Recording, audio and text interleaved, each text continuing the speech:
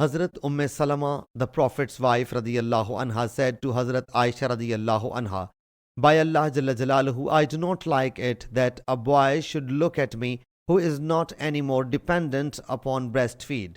Hazrat Aisha radiyallahu anha said, "Why?" Hazrat Sahla, Suhail's daughter radiyallahu anha, came to Allah's Apostle sallallahu alayhi wa alihi wasallam and submitted, "O Allah's Apostle sallallahu alayhi wa alihi wasallam, I feel displeasure on Hazrat Abu Huzaifa's face on Salim's entrance." Allah's Apostle sallallahu alayhi wa alihi wasallam said, "You should wet-nurse him." I submitted, "He is a bearded man." He sallallahu alayhi wa alihi wasallam said, "Suckle him, so the signs of annoyance on Abu Huzaifa's face will melt away."